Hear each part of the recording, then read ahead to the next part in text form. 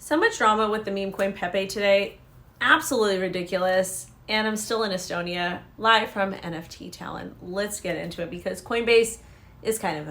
But before we get started, I found out some very interesting information regarding Estonia and taxes, especially in the US. And I'm going to be making a video on that for you guys very, very soon. So stay tuned for that. But let's get into Pepe. Earlier this week, Gemini announced support for Pepe, which is a meme coin. PEPE, Pepe, whatever. Coinbase clapped back this morning. Coinbase basically said Pepe is associated with the alt-right.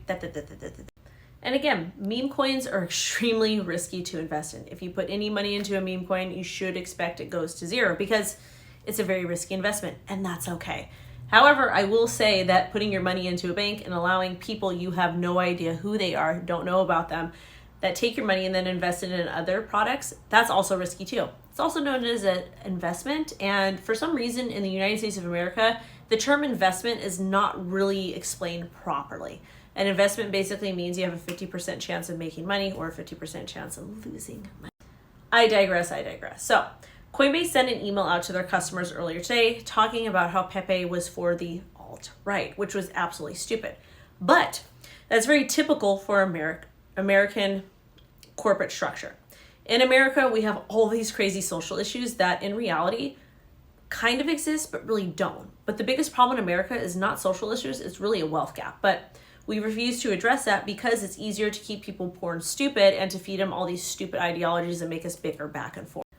People on crypto Twitter absolutely lost their mind, and people all around the world, because the meme Pepe is not really necessarily alt-right, and it doesn't mean what a lot of people think it does. It kind of took this connotation, and unfortunately, that's the way that things happen in America. People take these things and they run with it, even if it's not necessarily.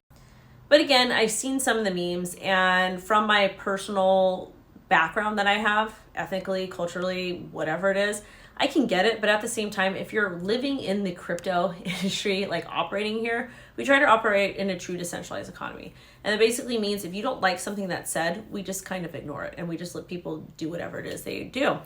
And if we let them do whatever it is we do, we can choose to not associate with them. That's called critical thinking, operating in a true decentralized economy.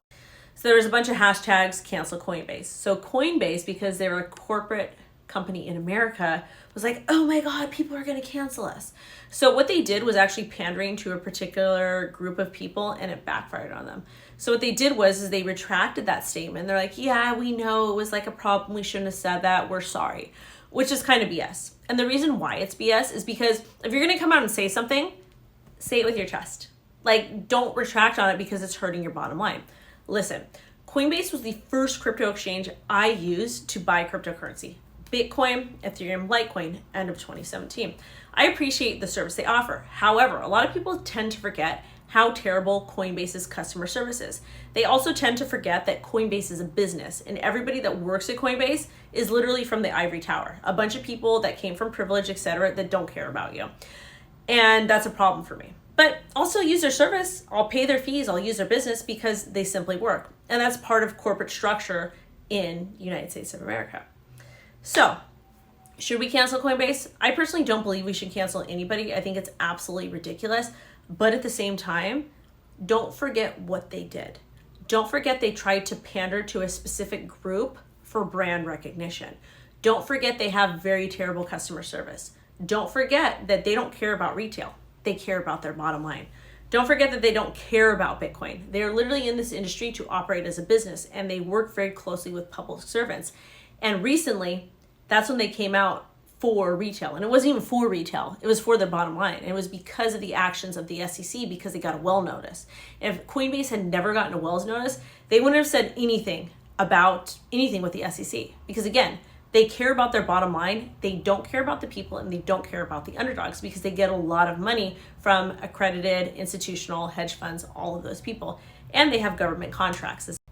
Now, with all this being said, I don't agree in cancel culture, or don't agree with cancel culture. I think it's absolutely ridiculous. But at the same time, understand who you're doing business with, recognize what services they provide, and recognize what they stand for. I will still use Coinbase because they provide a good service, but they don't have good customer service. They don't care about the people. Then they don't care about retail. If you're somebody who is retail, that means you earn under $250,000 per year, or have less than $1 million in assets. And I firmly believe that is most of Americans. So best believe when the SEC really cracks down in the United States of America, Coinbase isn't going to have your back. They're going to be moving overseas. We've already seen them do that with their move to Bermuda. And again, their business, that's okay, but don't get it twisted. They don't care about you. Anyways, make sure to like, comment, subscribe, and of course, follow for more. Okay, bye. Oh, also too, I'm not home yet. I'm going to be home Friday, 5 p.m. PST. So you're going to get a lot of pre-recorded content from me because I'm going to be on a plane and I've got to spend time with love. But anyways, thank you guys. Okay, bye.